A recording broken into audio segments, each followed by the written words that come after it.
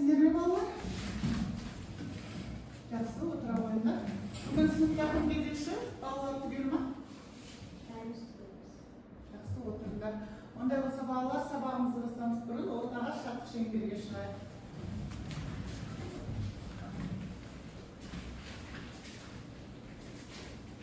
Екіге бөлініп тұра аламыз. Соны қайталай отырып, кімнің шапшаң екенін байқайтын боламыз. Бас, иық, тізе, бас, иық, тізе, ручка. Жақсы. Олай болса балалар кімнің шапшаң екенін байқадық. Енді бүгінгі сабағымызға біздің теңге шашу. Теңге біздің ұлттық ойынымыз бар, білесіңдер.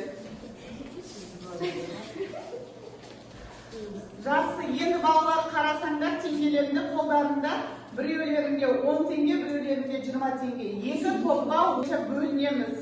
Оң қанатқа 10 теңге, сол қанатқа 20 теңгелік. Тез отыра аламыз, екі топқа бөлінейік.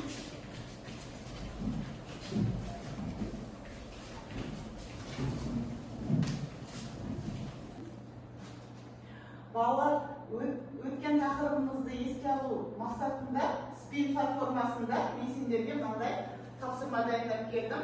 Қазір кез келген оқушыға түсерден кім жауап береді екен? Бірінші болып Айару. Гиперсілтеменің қандай түрлері бар? Гиперсілтеменің 3 түрі бар. Жақсы.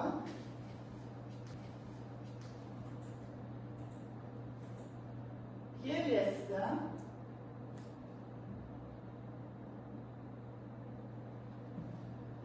Арқалыққа түсті. Арқалық гиперсілтеме терезесінде неше батырма орналасқан? Гиперсілтеме терезесінде 4 батырма орналасқан. Жақсы, дұрыс айтасыңдар.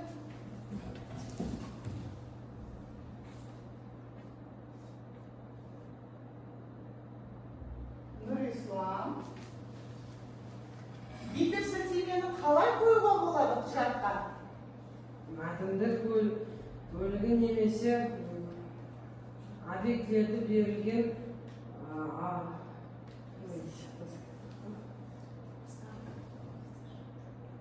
кім көмектеседі қыздар? саққа батырмасын Ақбота көмектесшілері ғой. Кірістіру сілтеме гиперсілтеме командаларын атайды. Дұрыс айтасыңдар. Кірістіру сілтеме, гиперсілтеме батырмасын басу арқылы. Жақсы.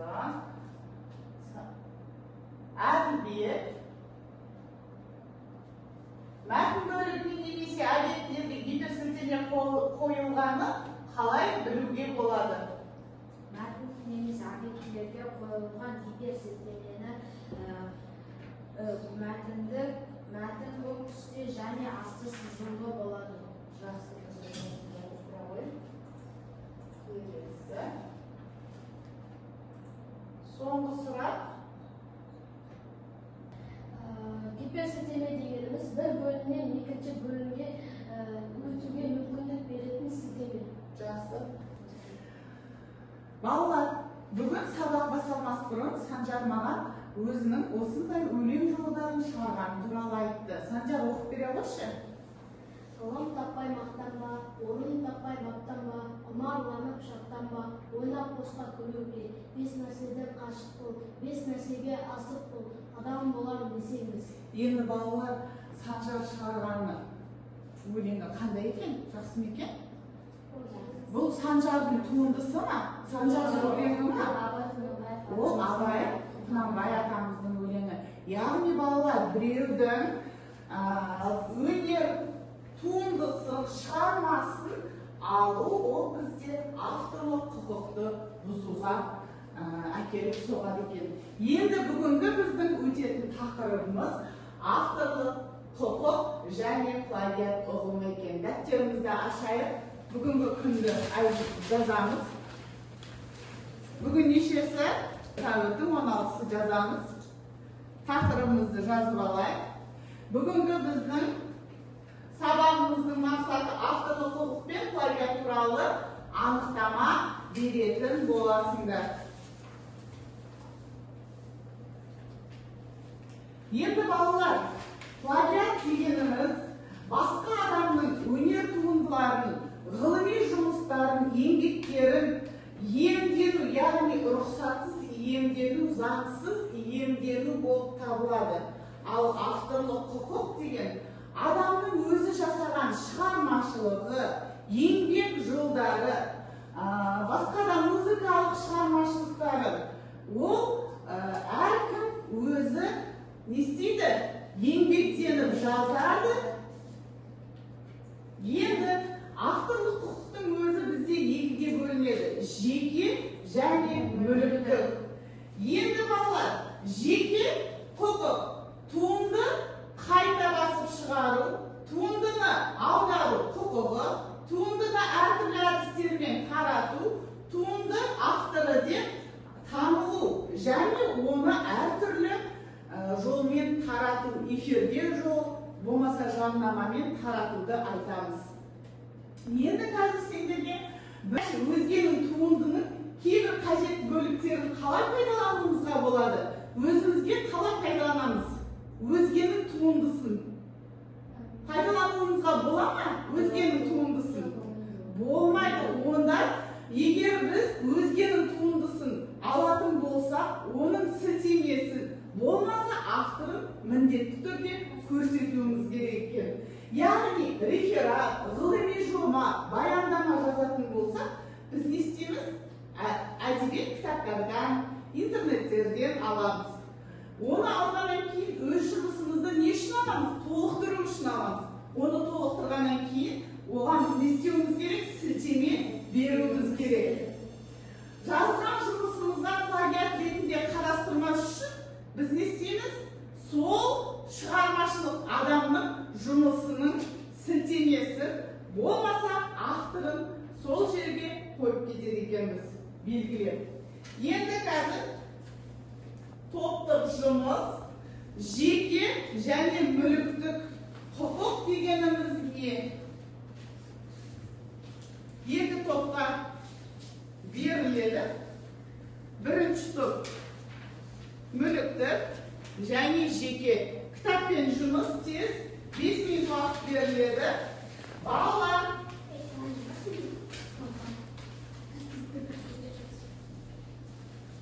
сендердің жауап берген жауаптарына осы монета арқылы бағаланып отырасыңдар.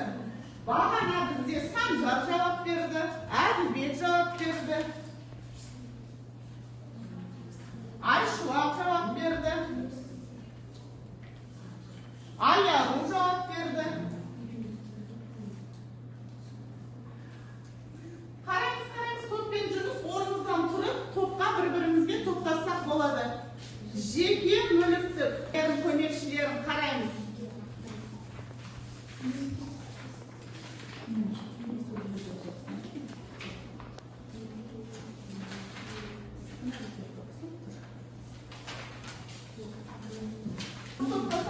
Арқамыз тұрып қараймыз.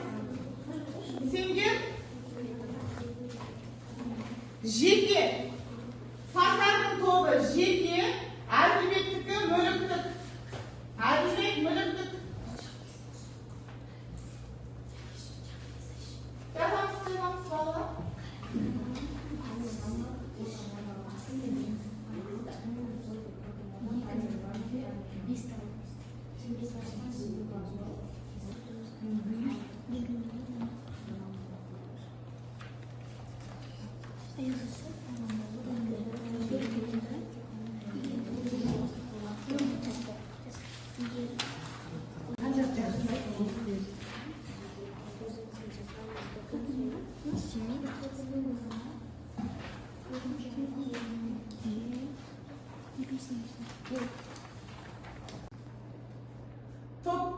Екі топ жұмысымызды аяқтадық па?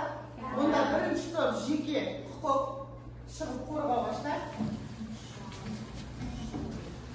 Мүліктік балалар қараймыз, тыңдаймыз.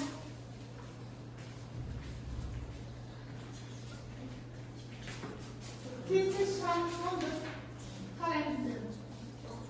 Жеке автор құқығы. Туындыны қайта басып шығару. Туындыны әртүрлі әдістерге тарату.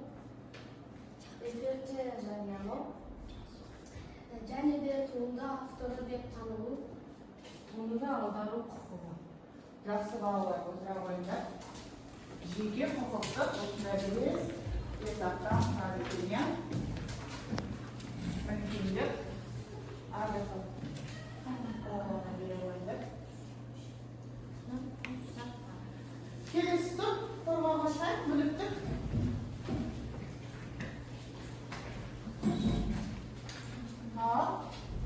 Кім бастайды? Мүліктік құқық автордың рұқсатымен ғана екінші адамға беріледі. Егер туынды жұмыс берушінің тапсырысы бойынша жасалған болса, онда мүліктік құқық жұмыс берушіге тиесілі болады. автор өзінің туындысын арнайы орындарға тіркетіп, құжат алған жағдайда мүліктік құқыққа ие болады.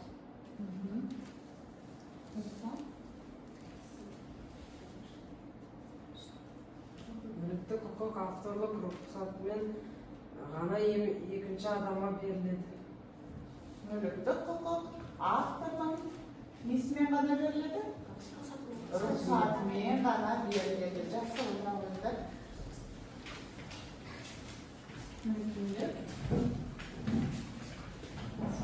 Сұрақ берген ұпайларына. Енді біздің балалар қазір компьютермен жұмыс, практикалық жұмыс жасаймыз.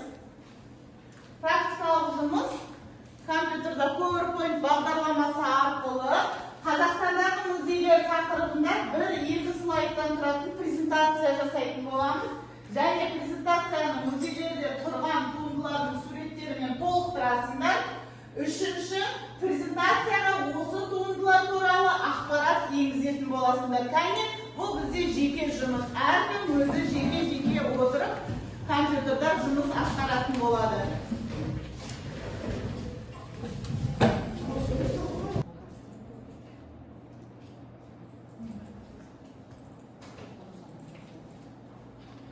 Бірінші тапсырма Қазақстандағы музейдің тақырыбы бұл. 1-2 слайд деген дұрыс. Екінші, туындылардың суреттерін енгіземіз. Үшінші, сол туындылар туралы ақпарат енгізетін боламыз. Жақсы балалар. Санжар, тамаша. Айлар сенде. Сен қандай жұмыс таптың? Мен Яндекстен тайқазан туралы мәлімет алдым. Тайқазан туралы қандай мәлімет бар екен? Тайқазан Түркістандағы Қожа Ахмет Яссауи кесенесіндегі 6 ғасырлық тарихы бар қасиетті алып қазан. Алып қазан болады екен. Ал жақсы көбісі тайқазанды алыпты. Ал практикалық жұмыстарына тағы да бір монетадан, яғни бір теңгеден қоржындарына сала қойыңдар. Жақсы балалар. Тамаша. Санжар саған берді. Енді балалар, сабағымызды қорытындылау барысында мен сендерге тест тапсырмаларын дайындадым. Бүгінгі сабақта кім қаншалықты түсінгендігін осы тест арқылы білетін боламын. Тесті белгілеп, өзіміздің атымызды жаза кетейік.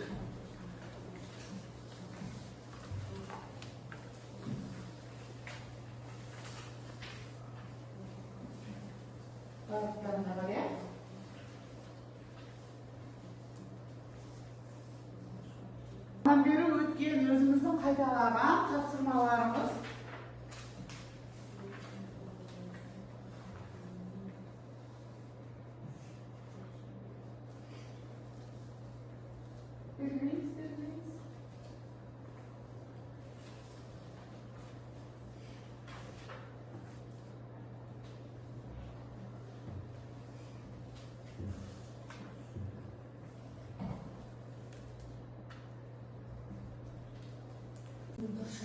Болдық па жұмысымызды жинайық балалар? Тәйеке?